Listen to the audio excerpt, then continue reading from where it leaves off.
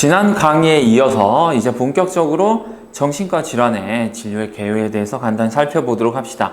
여기서 다루고 있는 정신질환의 접근은 어디까지나 전문적인 접근이라기보다는 1차 진료 현장에서 대응할 수 있는 정도의 접근이기 때문에 이 부분을 숙지를 하시면 좋겠습니다.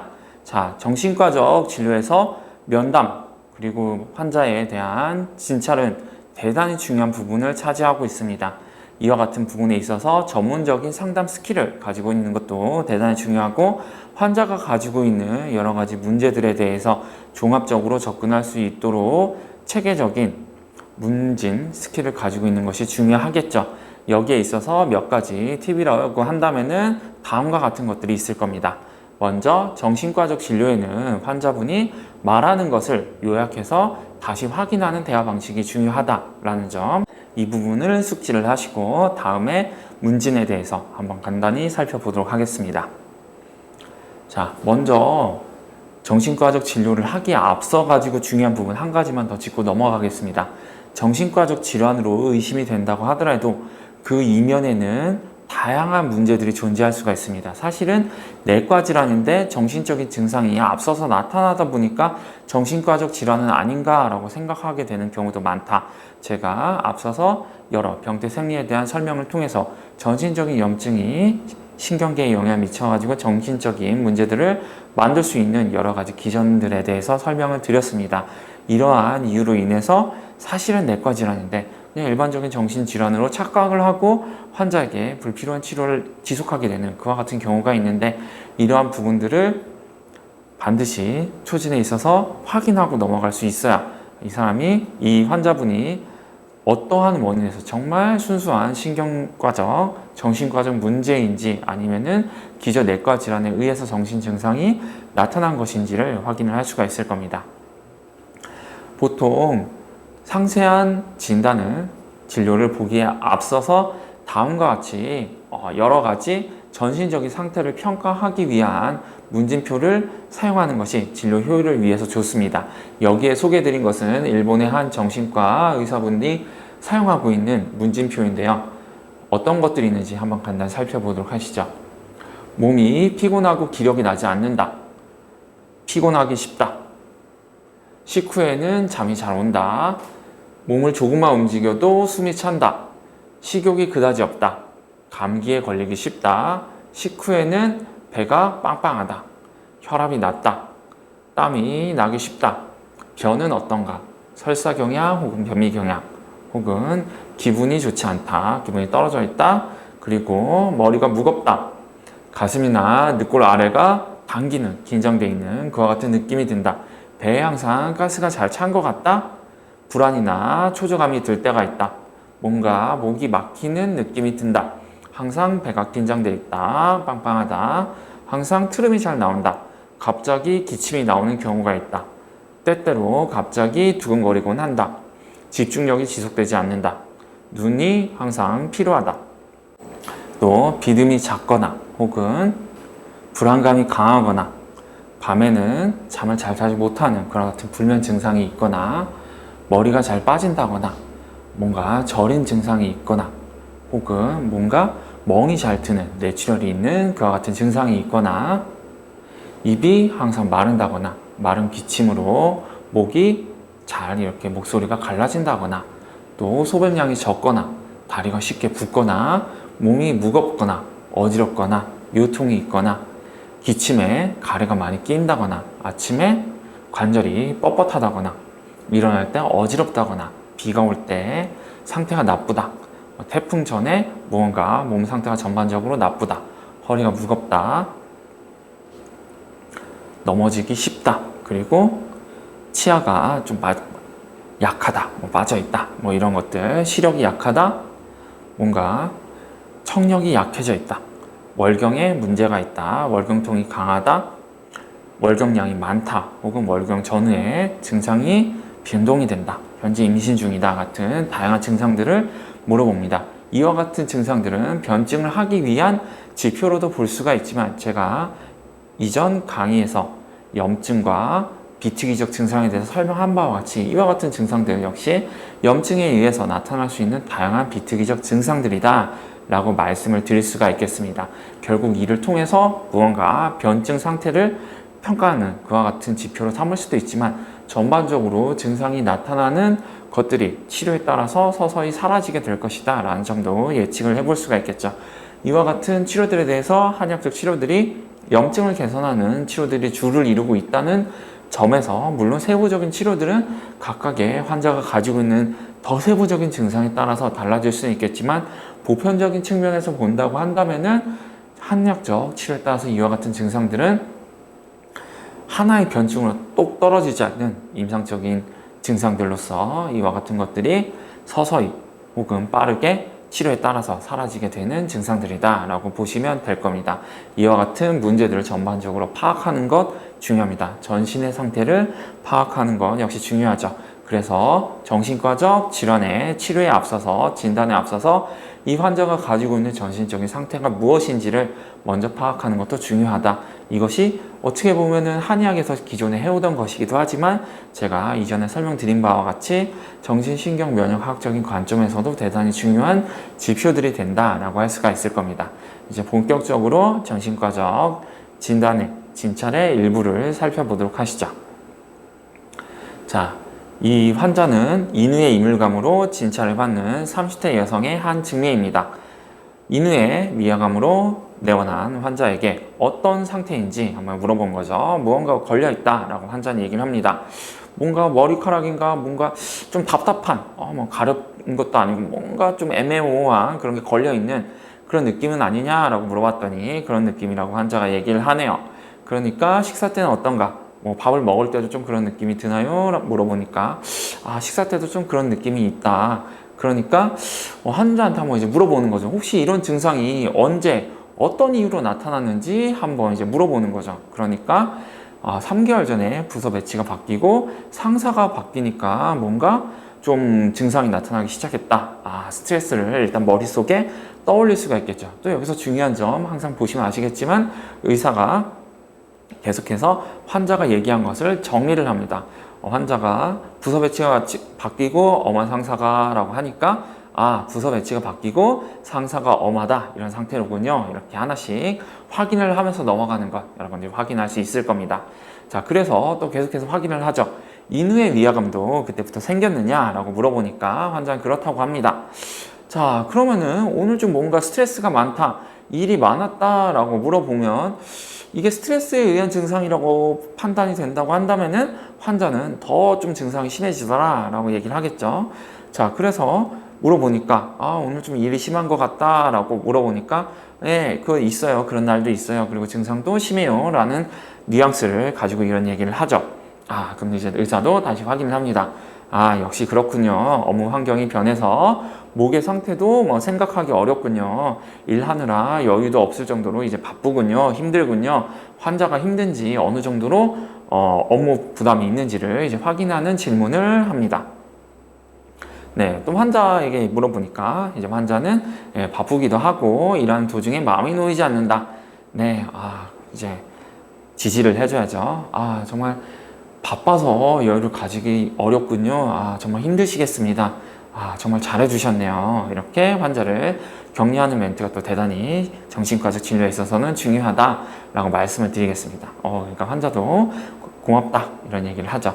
자, 그래서 의사가 혹시 매일매일 뭐 신경이나 근육이 긴장해서 풀어지지 않는 게 목에서 뭔가 좀 증상이 나타나서 이런 여러 가지 증상들이 나타나는 것 아니냐라고 물어보니까 제가 생각해보니까 좀 여기저기 다 아프고 목도 같이 아파요 라고 해서 이런 답변을 했겠죠. 자, 그러면은 이제 본격적으로 추가적인 질문을 해봅니다. 자, 저희는 앞서서 여러 가지 문진표를 통해서 얻어진 환자에 대한 정보들도 있고 당연하게도 기울증이라고 한다면은 이 환자가 꼭 기울증이 아니라고 하더라도 염증 상태가 증가하게 되면은 앞서서 나타난 다양한 증상들은 항상 나타나기가 쉽습니다. 이제 이런 것들을 하나씩 체크를 하는 거죠.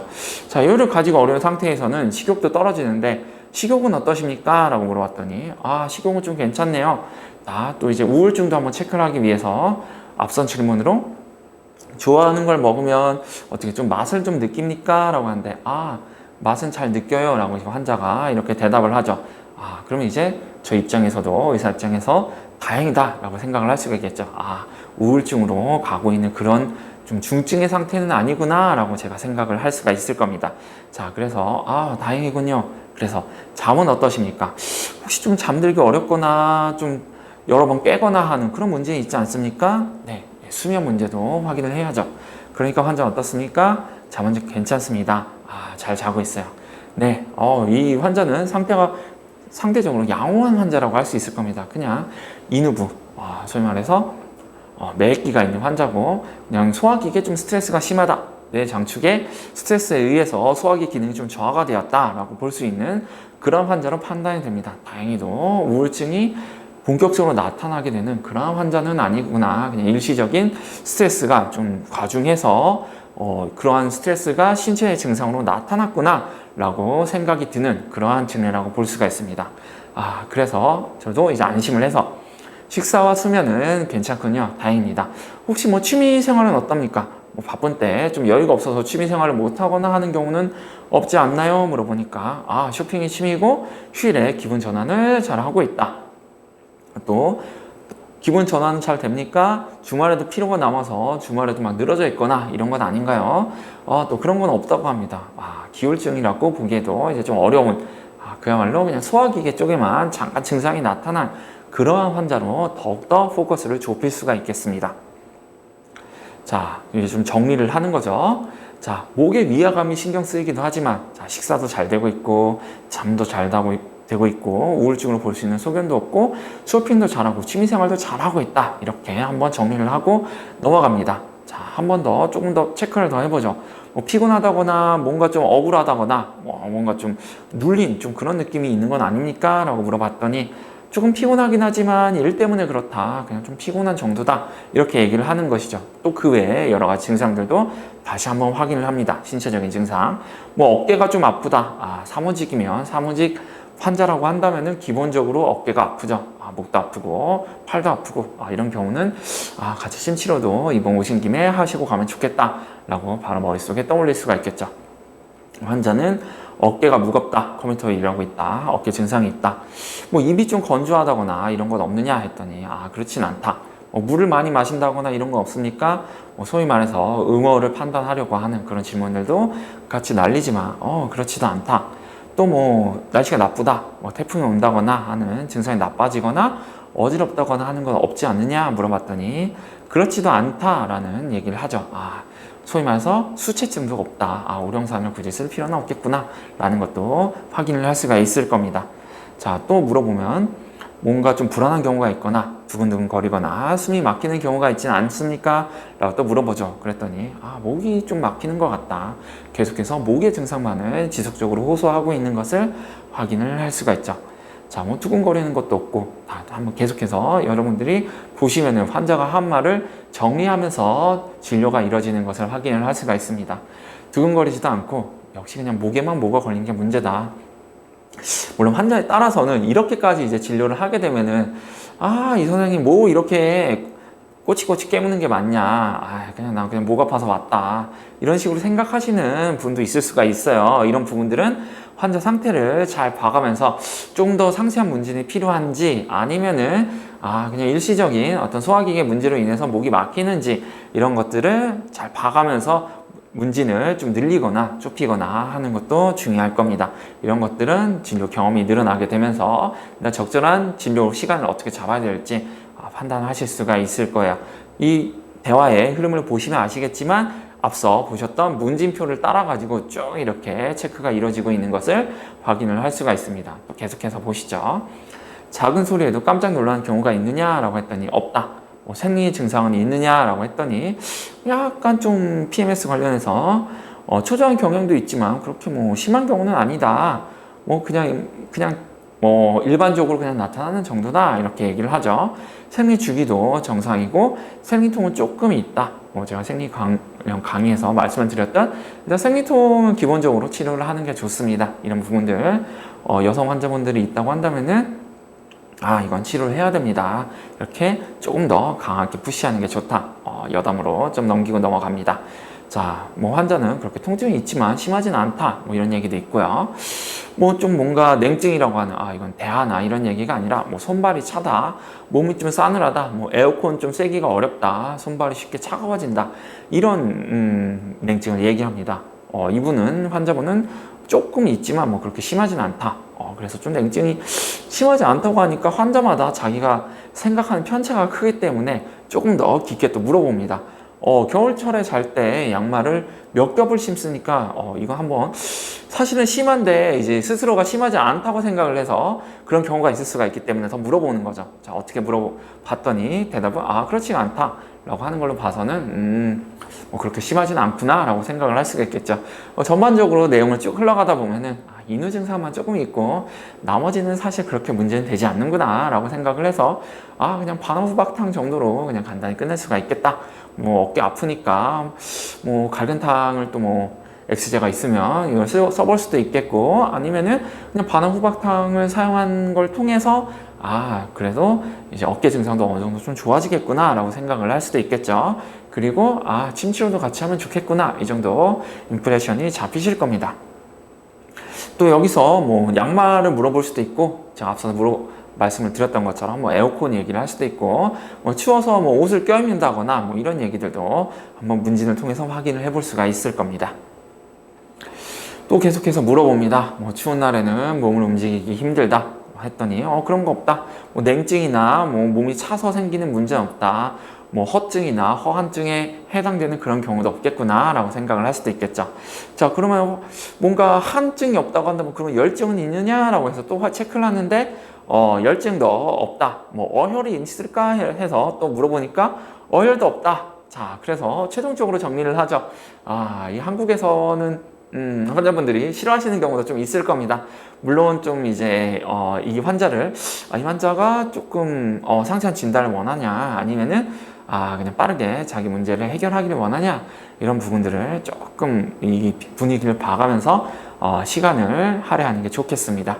어쨌든 결과적으로 환자의 대화를 본다면은 이제 의사가 계속 물어보는데 대화가 좀 짧아지는 그런 경향도 사실은 좀 느낄 수가 있으실 거예요. 이런 경우 약간 여러분들이 임상 초기에 계신 분들은 너무 또 메뉴 FM대로 이렇게 진료를 하시려고 하다 보니까 이렇게 환자가 지루해질 정도로 이렇게 질문하시는 경우도 있는데 이건 어찌까지 예제다 보니까 FM대로 이렇게 길게 이렇게 진료가 이루어졌지만 사실은 뭐 큰 문제가 없다고 한다면은 이렇게 또 문진이 길어질 필요는 없을 겁니다. 물론 또 이렇게 체크를 하는 과정에서 예기치 못했던 문제도 생길 수가 있기 때문에 그런 부분들을 적당히 이렇게 봐가면서 이렇게 진료하시는 게 중요하다 말씀을 드릴 겁니다.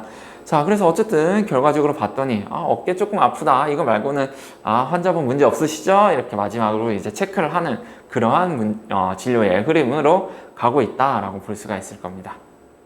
자, 그래서 결과적으로 봤더니 식도부에 약간 매획기 증상이 있다. 이거 외에는 뭐 약간 월경통도 조금 있고, 뭐 PMS 조금 있고, 뭐 어깨 결림 조금 있다. 뭐 이렇게 했더니 물론 이제 머릿속에서 몇 가지 생각해 볼 수도 있겠죠. 뭐 기체냐, 아니면 어혈증이냐, 아니면은 뭔가 혈 관련 문제나 여성 관련해서 뭐 그 외에 뭐 다른 소견이 근데 전혀 뭐 찾아볼 수가 없다. 뭐 전신 이렇게 쭉 봤더니 혈 문제는 아닌 것 같은데, 그리고 또 뭐 정신과적으로 우울한 것도 아닌 것 같은데, 뭐 불안하지도 않은 것 같은데, 그냥 조금 뭔가 목에 좀 결리는 그냥 그런 정말 가벼운 증상이 있는 환자고 그냥 어깨가 좀 아픈 환자네 라고 판단을 할 수 있는 경우죠. 그럼 이건 뭐 그냥 스트레스가 좀 심하다 보니까 인후부에 위화감이 생긴 환자로구나, 그냥 가벼운 기울증 환자로구나, 뭐 그렇게 판단을 해서, 뭐 아니면은 뭐 NERD 같은 어떤 소화기계 증상을 이렇게 판단을 해서 이제 경험적으로 NERD를 보고 치료를 할 수도 있겠죠. 뭐 여기 있어서 육군자탕을 병용을 한다거나 하는 부분들도 있을 수가 있겠지만 환자의 여러 가지 상태를 봐가면서 사실은 좀 통증도 있다 보니까 파우대도 저는 개인적으로는 조금 주고 싶은 환자이기도 합니다. 어쨌든 이를 통해 가지고 심한 환자는 아니구나, 그냥 이제 2주에서 보통 2주도 안 돼서 대부분 다 치료 종결이 될 것 같은 그런 환자구나 이렇게 판단을 할 수가 있겠죠. 자, 그래서 반화구박탕 일단 2주분 정도 처방을 해서 경과를 본다. 뭐 일본이라고 하면 그렇게 할 수가 있겠고요. 한국이라고 한다면은 일단 반화구박탕 3일치 주고 일단 3일 정도 침 치료하러 매일 내원하세요 라고 이렇게 판단을 할 수가 있을 겁니다. 앞서서 보셨던 문진표고, 이 문진표 하나를 이렇게 만들어 놓으면은 여러 군데 이렇게 활용하기가 좋습니다. 또 진료 시간을 단축하기 위해서는 미리 대기 시간에 환자분들에게 문진표를 작성하는 것을 권유를 해볼 수도 있겠죠. 전반적인 어떤 염증 증상이나 뭐 그 외에 변증을 판단하기 위한 정보를 사용하기 위해서 이와 같은 문진표를 활용할 수도 있고요. 그 외에 내가 조금 더 특화로 보고 있는 그런 문제들이 있다. 아니면은 초진시의 환자가 조금 더 스페시픽한 문제를 가지고 있다고 판단이 든다면은 그와 관련한 열면 설문 진단지를 병용해서 작성하도록 하면은 진료도 조금 더 효율적으로 이루어질 수가 있을 겁니다. 자, 또 한 가지 짚고 넘어갈 부분이 있죠. 이런 식으로 어떤 정신과 1차 진료 현장에서 정신과 관련 질환의 진단이 이루어진다고 했을 때 앞서서 항상 말씀을 드렸던 것처럼 이렇게 환자가 얘기한 걸 한 번씩 계속 짚고 넘어가고 대화의 이렇게 흐름 속에서 환자 스스로 뭔가 내가 문제가 더 있지는 않느냐 이렇게 확인할 수 있게 그렇게 대화를 끌고 나가는 것도 대단히 중요하고요. 또 환자가 가지고 있는 문제가 놓치지 않도록 계속해서 물어보면서 환자는 사실 정상이라고 생각하고 있는데 사실 정상이 아닌 건 없는지 그렇게 꼼꼼히 확인하는 것도 중요하다. 그렇게 정리를 해가면서 대화를 이끌어 나가는 게 중요하다 말씀을 드리겠습니다. 또 여기서 한 가지 여러분들이 아셔야 될 게 정신과 질환에서 한약의 부작용이 없다라고 생각하시면 안 됩니다. 특히 정신과 질환의 치료에 있어서 한약은 뚜렷한 부작용을 가지고 있는 경우가 상당히 있습니다. 양방에서는 항우울제를 비롯해서 정신과 약물 투여 시 운전을 피하도록 하는데 이게 졸린 증상이 나타나서 그렇거든요. 이런 문제는 양약에서만 나타나는 게 아니라 한약에 있어서도 똑같이 나타날 수가 있습니다. 감이기비탕이나 산조인탕을 줬더니 졸리더라 라는 환자들도 적지가 않습니다. 이런 환자들이 있을 수가 있기 때문에 이런 처방들을 투여하는 경우에는 운전하는 건 가급적 피하도록 하시고 이런 이제 티칭을 하시는 게 중요하다라고 할 수가 있겠죠. 또 일부 환자들은 산조인탕을 이제 좀 많이 줘가지고 원장님 이제 정말 잘 잘 수 있게 됐어요. 축하합니다. 이제 약을 끊어보도록 하죠 라고 해서 바로 약을 끊으면은 다시 또 리바운드가 나타나는 경우도 있어요. 이런 경우에는 약을 좀 서서히 이렇게 줄이는 가운데 계속해서 심치료를 받도록 하면서 환자가 완전히 이제 약을 끊을 수 있게 서서히 테이퍼링 하는 것도 중요하다라고 말씀을 드리겠습니다.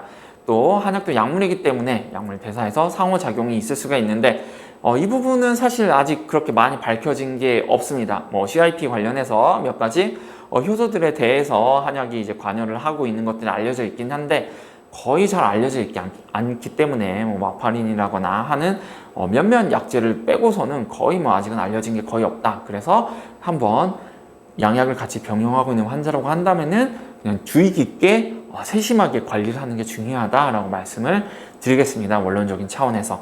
또 정신과 약물의 경우 병용 투여는 정말 이제 용량 조절이 중요하다.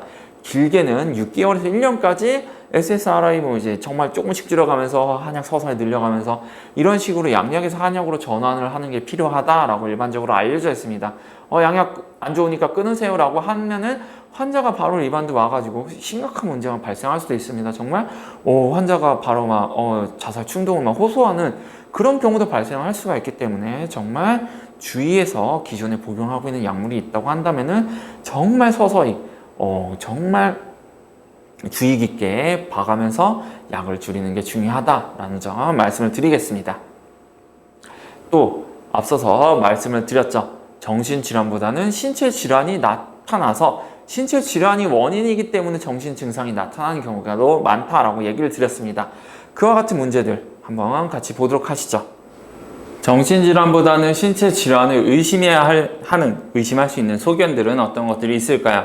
먼저 중년층에서 처음으로 나타난 정신증상이다 라고 한다면은 보통 정신질환은 청년층에서 많이 발생하기 때문에 중년 이후라고 한다면은 무언가 기저질환에 의해서 나타난 정신적인 문제가 있는 것처럼 보이는 게 아닌가라고 의심해 볼 필요가 있겠습니다. 그리고 산후 발생한 정신질환이나 무기력증이나 무기력증 같은 증상은 시한증후군 같은 어떤 뇌하수체 기능 저하와 관여가 있는 것이 아닌가라고 의심을 해보는 게 필요하겠죠. 또 기저질환이 이미 있는 환자라고 한다면은 그 기저질환의 악화에 의해서 나타난 여러 증상들이 하나가 정신 증상으로 나타난 것이 아닌가라고 의심해 볼 필요도 있겠습니다. 그 외에 새로 최근에 약물을 복용했다거나 아니면은 무언가 의심할 만한 정신적으로 충격을 받을 만한 일이 있었다고 하더라도 뭔가 알코올 같은 그런 물질에 의해서 나타난 증상은 또 아닌가라고 의심을 해보는 게 필요하겠죠. 또 불수의적인 운동, 반복적인 두통, 보행장애와 같이 신경 증상이 존재한다고 한다면은 무언가 신경계의 문제에 의한 정신적인 증상이 나타난 것은 아닌가라고 1차적으로 확인을 해보는 게 중요하겠습니다. 그 외에 체중 감소나 식사의 기호 변화와 같은 여러 문제와 함께 노인에서 정신질환으로 의심되는 소견이 나타났다고 한다면은 치매 같은 여러 문제들이 있는 것은 아닌지 의심해 볼 수가 있을 거고요. 외상성 뇌손상과 같은 두 외상의 기억력이 있는 경우라고 한다면은 그로 인한 문제는 아닌지 의심해 볼 수 있겠죠. 헌팅턴 병과 같은 기저, 유전학적인 요인이 있는 것은 아닌지도 확인해 보는 게 필요할 수 있을 거고요. 의식 자체가 변화하는 문제가 있다고 한다면은 어떤 내과적인 요인이 있을 가능성이 높다라고 할 수 있을 겁니다. 또 정신과적 치료를 하였음에도 불구하고 치료가 되지 않는다? 이런 경우에도 뭔가 다른 기저 요인이 있을 것으로 의심해 볼 수 있는 사례가 될 수가 있겠죠. 인지 기능에 저하가 있다고 했을 때도 한번 의심을 해볼 만한 뭔가 염증성의 문제가 있을 법한 신체 문제는 아닌지 체크를 해보는 게 필요하겠습니다. 그 외에 증상으로 설명할 수 없는 혈액 검사에 이상이 있다라고 한다면은 왜 이런 일이 발생했을까 조금 더 깊게 알아보는 게 필요하겠습니다. 여러 가능성을 열어두고 검토를 하는 게 필요하겠죠. 또 제일 중요한 것, 이 환자는 이럴 만한 이유가 있으니까 이 증상이 나타났겠지라고 해서 너무나 당연하게 정신과적 문제가 있군요 라고 넘어가게 되는 그런 문제가 있을 수가 있습니다. 이게 사실은 가장 빠지기 쉬운 위험인데요. 알고 봤더니 사실은 신체 문제였는데 우연하게 그냥 뭔가 상황이 맞아 떨어져서 이거 정신과 질환이네 라고 의사도 그렇게 쉽게 넘어가게 될 그런 가능성이 있습니다. 제가 앞서서 앞서서 이 진찰 과정을 보여드렸는데 이제 어느 정도 오히려 진료에 익숙해진 경우라고 한다면은 이제 환자 내가 잘 본다고 생각하게 될 바로 그런 어느 정도 경력이 쌓여 있을 때쯤에 이렇게 한두 번씩 중요한 환자를 놓치게 되는 그런 경우가 있을 수가 있습니다. 이 경우 조심해서 진찰을 임하는 게 중요하겠죠. 자, 그래서 신체 질환과 병존하는 우울증은 신체 질환의 예후를 나쁘게 만들 수 있다는 점 알아두시는 게 중요하겠고요. 또 정신질환의 감별을 위해서 초진 시에는 반드시 다음과 같은 검사를 하는 게 중요하다라고 말씀을 드리겠습니다. CBC, 전해질 검사, 갑상선 기능 검사, 혈청, 페리틴, 아연, 비타민 등 미령 원소 검사, 그 다음에 CRP, ESR 같은 여러 염증 관련 인자들의 검사, 또한 혈중 내 항체 검사 이와 같은 것들을 확인을 합니다. 그래서 앞서 보셨던 바와 같이 내과적 질환이냐 아니면은 정신 질환인지 명확하게 판단을 할 필요가 있을 거고요. 또 내부 미성 질환인지 자가 면역 질환에 의한 것은 아닌지도 체크를 하는 것이 중요하겠습니다. 이 외에 감기약, 이제 항히스타민제 이로 인한 정신 증상은 일시적인 증상은 아닌지 체크하는 것도 중요하겠고, 빈혈의 개선으로 정신 증상이 개선이 되는 경우도 있기 때문에 고익지제를 사용하는 게 앞서 어떤 기저질환을 치료하는 것보다 더 좋은 예후를 나타내는 경우도 있다라고 알아두시는 것도 좋겠습니다. 당귀나 황기 같은 본초를 사용해서도 빈혈이 개선이 되는 걸로 알려져 있고요. 이를 통해서도 정신 증상이 개선이 되는 경우가 있기 때문에 미령 원소라거나 혈청 페리틴 이와 같은 혈액 검사를 적극적으로 활용하시는 것이 중요하다라고 볼 수도 있겠습니다. 자, 이제 정신질환에 접근하는 데 있어서 주요 축을 한번 간단히 살펴봅시다. 정신질환의 주요 방향성으로는 불안 또는 공포, 그 다음에 해리는 스스로를 지키기 위해서 다른 자아를 형성해서 내가 아닌 것 같다라고 생각하게 되는 그와 같은 경우를 말합니다.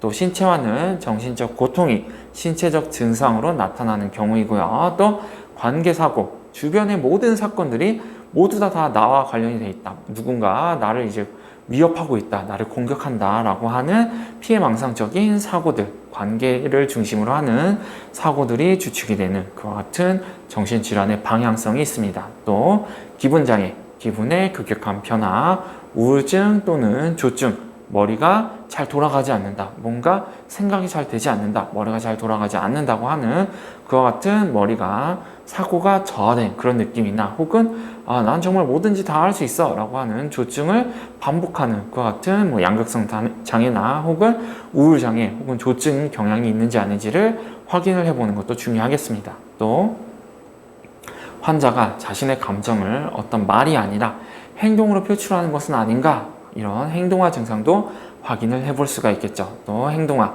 감정을 말이 아닌 행동으로 표출하는 이를 해결하는 방식이 없는 것은 아닌지, 있는 것은 아닌지 확인해 볼 필요도 있겠습니다. 소화에서 흥분, 긴장, 우울이라고 하는 세 가지 축을 중심으로 해서 정신질환에 대한 1차 진료에서의 접근을 알아보는 것이 중요하겠습니다. 기분장애, 불안, 신체화 장애 역시 이 세 가지 축으로 접근하는 것이 좋겠고요. 또 이 기분장애, 불안, 신체화 장애는 한약만으로도 커버가 가능한 경우가 많다는 것 알아두시면 좋겠습니다. 이 세 가지 경우를 중심으로 해서 의사가 내가 환자를 진료하면서 감당할 수 있는 범위인지 아닌지를 판단을 해서 진료에 임하는 게 좋겠습니다. 자, 이제 환자가 예를 들어서 혹시 뭐 수면 문제가 있다라고 했을 때 불면과 관여가 되어 있는 문제가 있다고 한다면은 1차적으로 담을 확인을 하는 것이 좋겠습니다.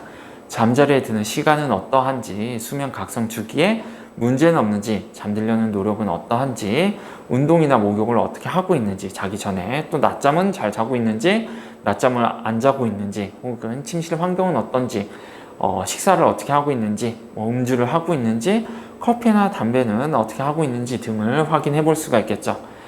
잠자리에 드는 시간, 잠 잘 때 딱 정확한 시간을 체크를 해서 너무 오래 길게 누워있지 않고 이제 좀 잘만한 시간이 됐다라고 했을 때 잠자리에 들도록 하는 게 중요하다. 그리고 수면 각성 주기를 잘 지켜서 일생활, 일주기 리듬이 잘 유지가 되도록 그렇게 생활 습관을 가지고 있는 것이 중요합니다. 그리고 구태여 잠들려고 하는 노력을 하지 않고 오히려 무언가 진정이 될 수 있는 활동을 하다가 졸릴 때 자연스럽게 잠에 들도록 하는 것 필요합니다.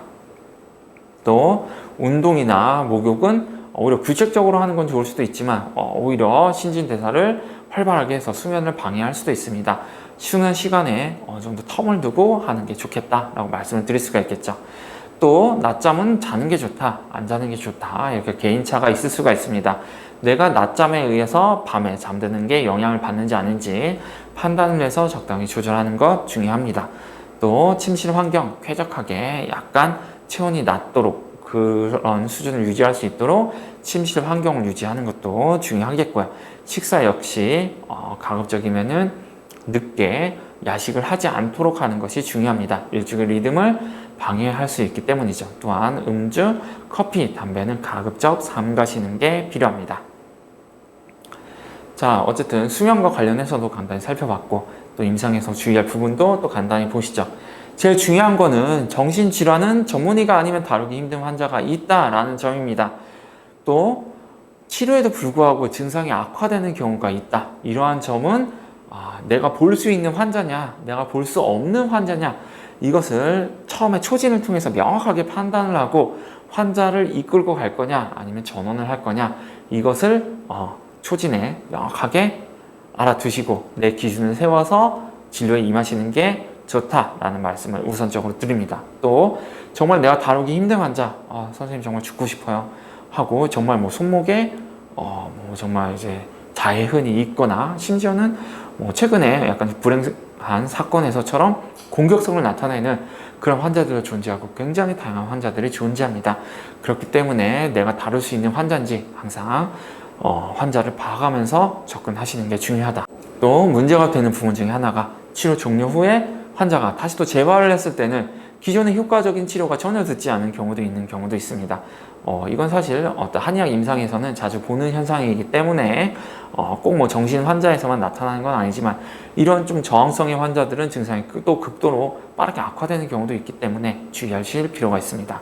또 환자가 나는 정상이다 라고 생각을 해서 치료를 거부하는 경우도 있는데 이런 경우에는 내가 다룰 수 있는지 없는지 다시 한번 의사 자신에게 물어보고 치료할 수 있는지 없는지 판단하시는 게 중요하겠습니다.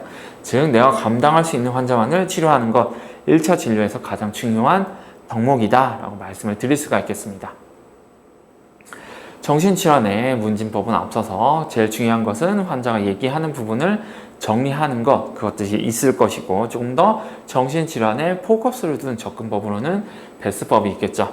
환자가 정신 증상을 호소하는 경우, 그리고 이 환자가 본질적으로 정신질환으로 판단이 되는 경우다라고 한다면은 다음과 같은 부분들을 반드시 확인할 수 있도록 합니다.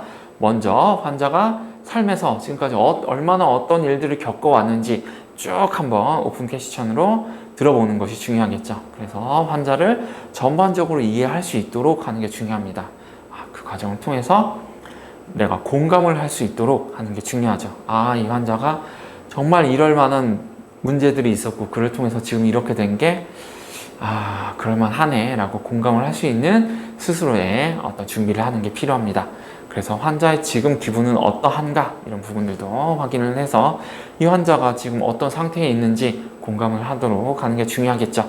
자, 그와 같은 공감이란 부분은 정말 환자의 상태에 빠져들라는 게 아니라 객관적인 차원에서 봤을 때 이런 상태라고 한다면 이렇게 되는 게 무리도 아니지 라고 이해하는 그러한 수준을 얘기를 드립니다.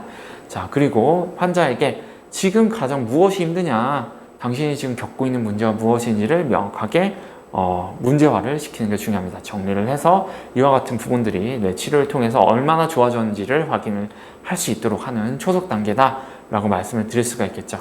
임상적 문제를 정확하게 명확하게 가두리 안으로 가두고 이를 통해서 의사 환자가 지속적인 치료 관계를 통해서 이 부분 좋아졌는지 안 좋아졌는지 이렇게 공감할 수 있는 그런 토대를 만드는 것 중요합니다. 치료를 하면서 환자가 저 오히려 더 나빠진 것 같아요, 안 좋아진 것 같아요 라고 하는 경우도 사실 임상에서는 흔하게 볼 수 있는 상황인데 환자는 자신이 얘기했던 부분도 간혹 조금 이제 포커스가 다르게 이렇게 기억을 하는 경우도 있습니다. 초진 시에 명확하게 이런 문제들을 잘 기록을 해두고 환자와 지속적인 의사소통을 통해서 초진 시에 이렇게 문제를 얘기하셨는데 이 부분은 또 많이 좋아지셨네요. 이 부분이 좋아지시다 보니까 다른 문제가 조금 더 도드라지게 나타난 것 같습니다. 자, 이 부분도 같이 저와 같이 해결을 하도록 하시죠.